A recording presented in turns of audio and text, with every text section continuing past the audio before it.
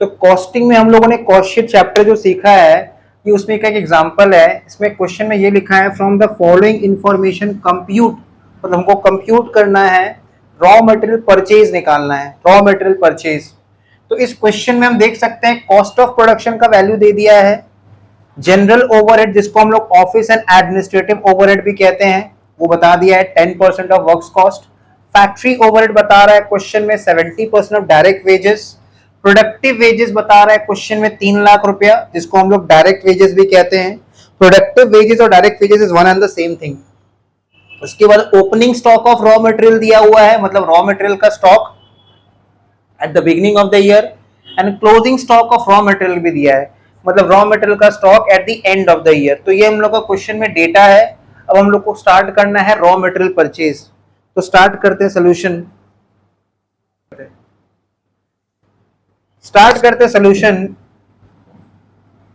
Heading दे देंगे computation of purchase of raw material.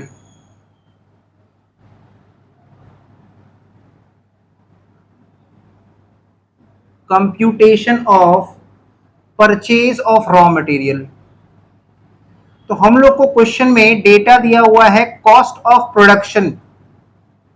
Cost of production पहले हम लोग डिस्कस कर लेते हैं कैसे निकलता है cost of production.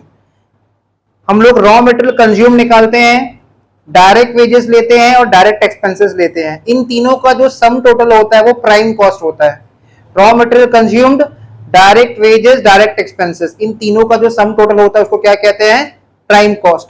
Prime cost में जब हम लोग फैक्ट्री ओवरहेड ऐड कर देते हैं, फैक्ट्री का एक्सपेंसेस ऐड कर देते हैं, तो हम लोग को मिल जाता है फैक्ट्री कॉस्ट या फिर वर्क्स कॉस्ट। और फैक्ट्री कॉस्ट में जब ऑफिस एंड एडमिनिस्ट्रेटिव ओवरहेड, जिसको जनरल ओवरहेड भी कहते हैं, office and administrative overhead is also known as general overhead, तब हम लोग को बेसिकली मिल जाता है cost of production.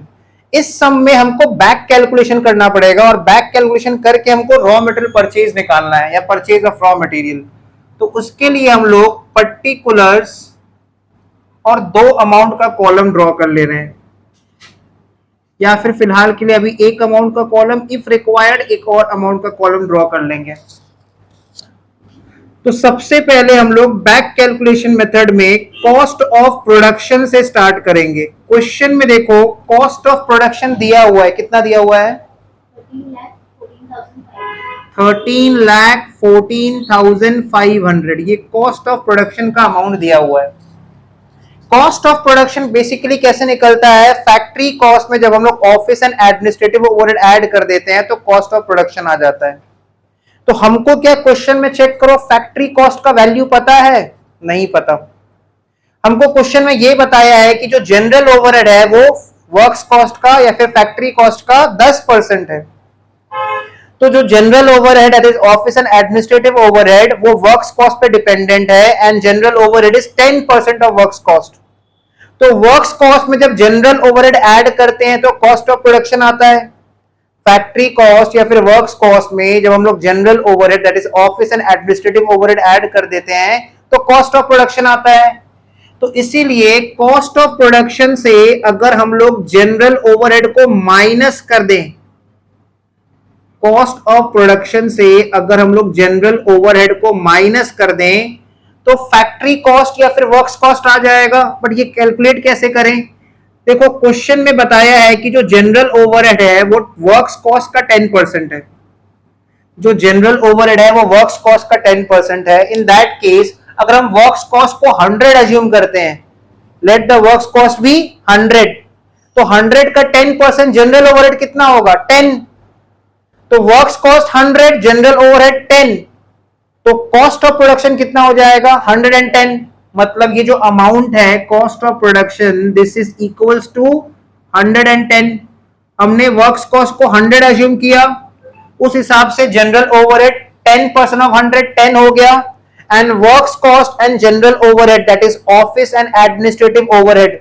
Works cost का दूसरा नाम फैक्ट्री कॉस्ट, जनरल ओवरहेड का दूसरा नाम office and administrative overhead.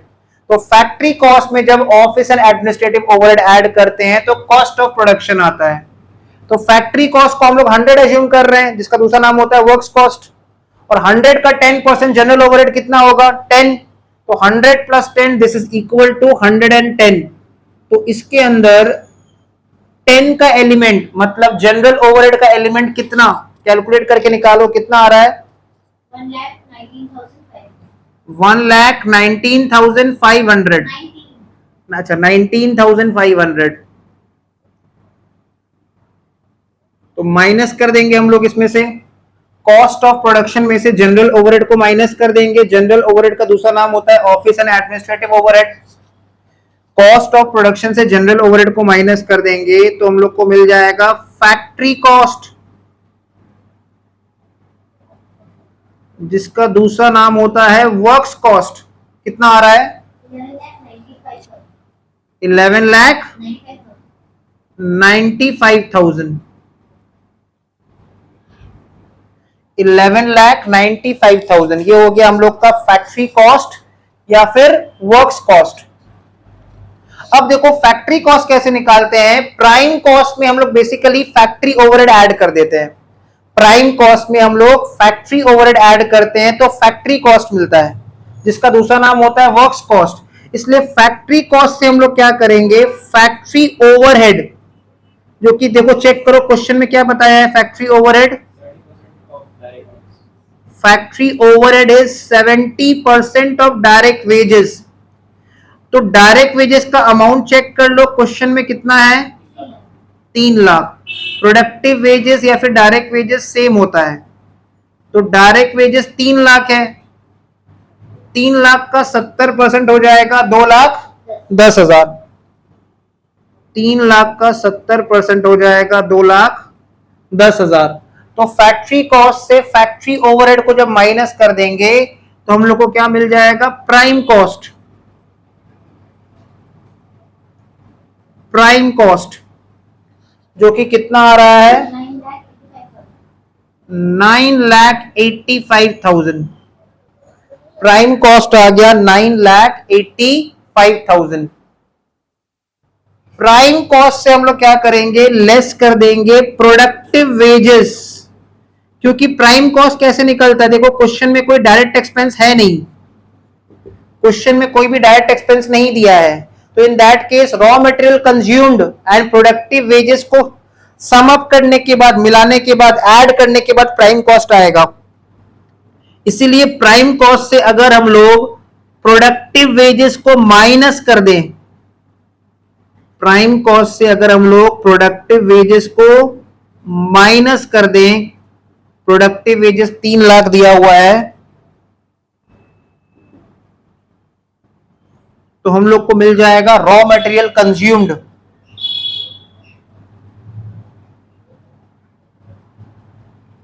Raw material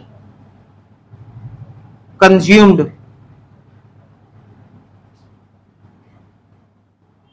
कितना आ रहा है, रॉ मटेरियल कंज्यूम्ड 6,85,000।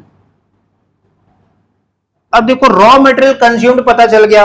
अब कैसे निकालते हैं हम लोग raw material consumed, opening stock of raw material plus purchase of raw material minus closing stock of raw material. तो ऑलरेडी हम लोग को रॉ मटेरियल कंज्यूम तक पता है, तो ऑलरेडी हम लोग ने रॉ मटेरियल कंज्यूम तक निकाल लिया है। रॉ मटेरियल कंज्यूम को अगर हम लोग समझेंगे तो रॉ मटेरियल कंज्यूम कैसे निकलता है, opening stock of raw material plus purchase of raw material minus closing stock of raw material. तो हमको क्वेश्चन में रॉ मटेरियल कंज्यूम का वैल्यू पता है कि opening stock of raw material consume के साथ लेस हो जाएगा and closing stock of raw material consume के साथ ऐड हो जाएगा, तो परचेज पता चल जाएगा। तो इसी चीज को हम लोग यहां पे करेंगे, रॉ मटेरियल कंज्यूम से हम लोग लिखेंगे less opening stock of raw material, opening stock of raw material. Check करो क्वेश्चन में opening stock of raw material कितना है 35,000। 35,000 है opening stock of raw material. 35,000 opening stock of raw material and closing stock of raw material जो कि 50,000 है, वो इसमें ऐड कर देंगे।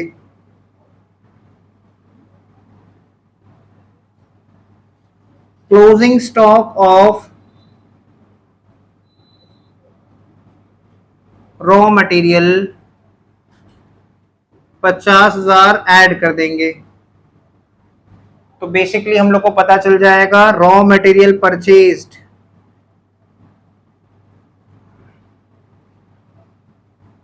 रॉ मटेरियल परचेजेस या परचेज ऑफ रॉ मटेरियल कितना आ रहा है 7 लाख।